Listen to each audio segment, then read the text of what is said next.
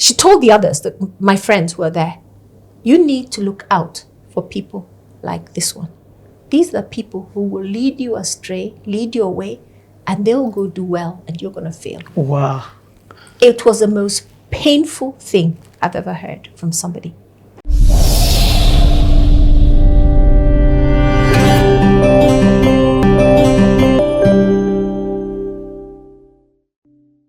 Yes. I want to hear about schooling now, because I'm let me tell you. Mombasa. I want to hear the schooling in Nairobi. So my Nairobi, I think let me talk about primary, because primary was where I think I started to figure.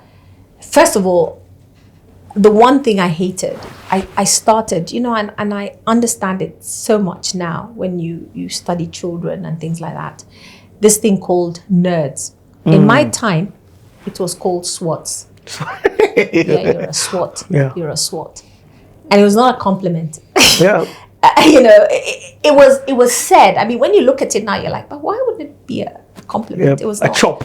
If you're called a SWAT, Yes. it was not because then you're not in, you're not with it, you're not, this SWAT. Stop, why are you being a SWAT? You're just being a SWAT. So I think that's when I started realizing it was important. How do you become in? You need to be in, and then you're wearing thick glasses. So I wore thick myopic glasses. And those days, lenses and frames, it's not like now. Yeah. Now They're not cool. People even wear frames with empty glass because it's supposed to be cool. That time, Yep. even finding The geeks are the cool kids now. finding cool frames, the things, and then because technology had not evolved. By the time I wore my last pair of glasses, there used to be something called a German lens. And the German lens is where they take your thick lens and they make it as thin as possible to just reduce those rings and circles and everything else. But so when I was a teenager, yeah, so my eyes, so they were thick. Your glasses. thick, That's what I'm hearing you very say. thick. I was very short-sighted. I won't lie. Okay. So now here you are, SWAT, with thick glasses, right? You're thin, you're gangly, and then I'll talk the other issues of those days, you're very dark skinned. You just look bad according to everybody, you just don't fit in. Don't rush over that. I've had Ajuma here. Yes. Ajuma the model. Yes. And dark skin was looked at in, you're not the pretty chicks. No, you're not. And I know Ajuma. The first time I met Ajuma, she was strutting down a catwalk at Miss Tourism, but that's a story for another day. Yes. That's the first time I saw that girl. And it was not at all. It was not at all. And, I did my Engage where I talked about it. When I spoke at my Engage, I said, see, these are some of the things you don't realize impact you and affect you, just like Supangeti. Then there are other things that come to impact age, who you are. That's at the teenage age. So I started being a little bit naughty. I'd just rebel, just to be naughty, just to feel I could fit in, I could be cool, eat a mango under my desk, throw it out of the window, just so I can look like, oh, by the way, just because I look like this and I'm a SWAT, I'm also cool. Oh, wow. I'll never forget when I was actually suspended just before our exams. And that's a status, being suspended from school. And I was suspended because, again, being who I was, I'm a Capricorn. I'm a very logical, rational person. So if you tell me to do something, or if you do something, I'm always constantly trying to understand, what's the rationale? What's the logic? Why did you do that? Why are you asking me to do this? But even when you're telling me to do something, I have to ask, but why? What is the logic? So we go for what they used to call the mocks, which is you pretend to do the paper, the pre-exams, and the certificate of primary education, the way it was done those days, is a paper where you have an HB pencil and you circle in whatever it is. And so we go for this mock and they tell us, no, you wait until we tell you to start. You wait until we tell you to start. And I'm looking at this thing, I'm like, but I know all these answers, so I could start. Why are you telling us to wait? Wow. You know, you've told us, you can't tell us, you know. So Patricia starts doing T. Yeah, we told you, okay, you're suspended, go home. Wow. So I didn't do I didn't do the mock. You didn't do your mock? Now imagine going home to say I've been suspended for something stupid. So for me, I didn't even feel scared. Bad. Yeah. I'm like, I mean, it was for something so stupid. I mean, why are you telling us? You've told us, you know, why, you know, I just filled it out. It's a mock. We're practicing. Why would you suspend me for something as dumb as that, you know? But it was just a statement of being cool as well. My brain was always a combination of what I want to do or a combination of being cool. So to fit in. Yeah, to fit in so that you can look like you're one of them that eating mangoes under your desk and then chucking them out. Just doing stuff, you know, just to try and fit in. So you can imagine then when I did the real exam and I was top 3, you know, top 3 student. In the school? No. In the country? What? I got a near perfect score. I think it was near perfect.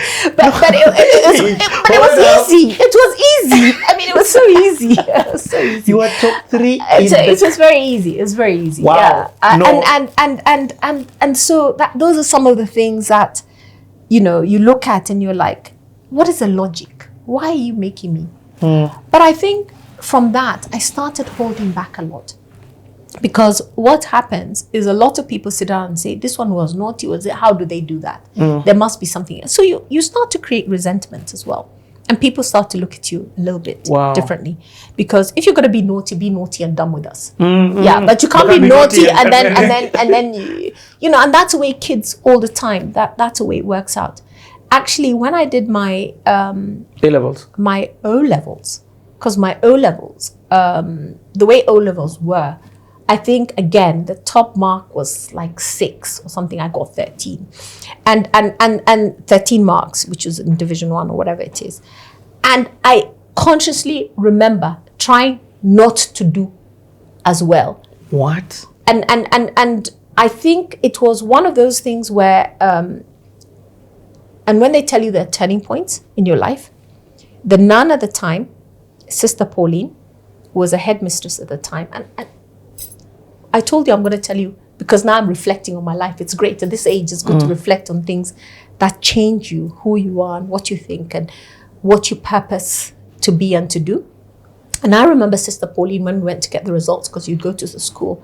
And I was there with my friends, and some of them had not done as well. And of course, we're busy getting up to no good, doing this, doing that, whatever.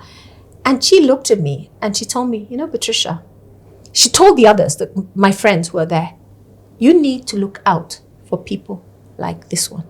These are the people who will lead you astray, lead you away, and they'll go do well and you're going to fail. Wow. It was the most painful thing I've ever heard from somebody. And I think at that moment, I sat down, I said, that is not who I want to be. I don't want to be the person who's seen as the one who's leading others, and then somehow you go and do well. And from that moment on, I think I said, nobody's ever going to say that of me again. Wow. Yeah. So this, you know, those are the moments I'm telling you through my life. That one I'll never forget, standing there. And I was supposed to be very happy, but I cried. I sat down, I went and I cried. And I said, gosh, is that the way it is seen? But I hadn't seen it that way. But I think Sister Pauline said something which was very, and she looked at me and she said, you know, Patricia, you've got to use your gifts to do something different, not to lead people the wrong way. Wow. And I'll never forget that. That's when you're doing your O-levels That now. was 16. I was 16. Wow. 17. Yeah. I still remember it. It still makes me sad when I think about it. And by the way, I was consciously, I blew up a lab. You know, because the guy was so boring, you know, in chemistry. And he says, just put a drop. You know, my girls, when they hear these conversations, they just laugh. So you used to titrate in chemistry, say, you know, just put a drop. Don't put a lot because, you know. Yeah. I'm like, oh, really? That's so boring. Let's see what happened. And I was just thrown out of it. I'm not teaching her again. So, these are the things you would do, and you ask yourself, I look back now, I'm like, he was desperate, eh? Okay. That's funny. So at this time, in this era of when you're 16, okay, I've understood.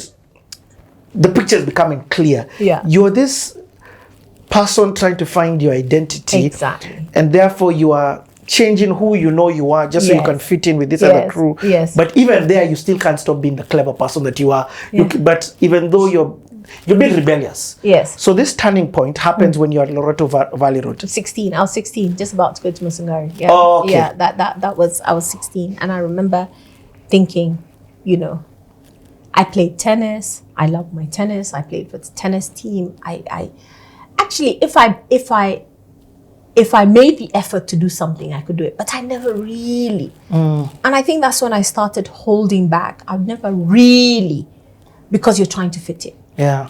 And it's something which, when I talk about, even with my girls later on, I started to recognize in them and try and encourage them, because that's when you live a life, you tell yourself, when you have the opportunity to, you share that exposure for them, that they don't do the same. Because, and when we talk about my girls, I'm going to tell you it's exactly the same. I started to see them doing some of those things, holding back because of wanting to fit in or wanting not to be seen as really standing out.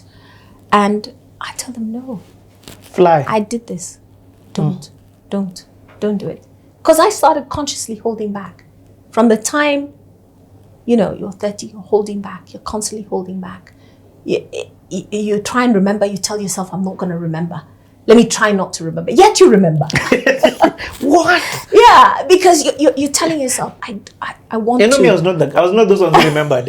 I was those who were struggling to remember. Yeah, you're struggling. I mean, if I just needed to sit in the class, and I sit there.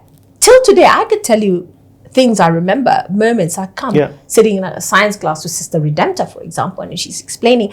And if I purpose myself, I can sit down and I can remember what she was writing on the board and whatever else. Photographic memory. Yes, so that helped. But then I blanked it. With life, I kept trying to blank it because I didn't. And they say everything is a muscle. You can teach yourself. And peer pressure and this desire to fit in makes you do all sorts of things. Yeah. Wow. Yeah.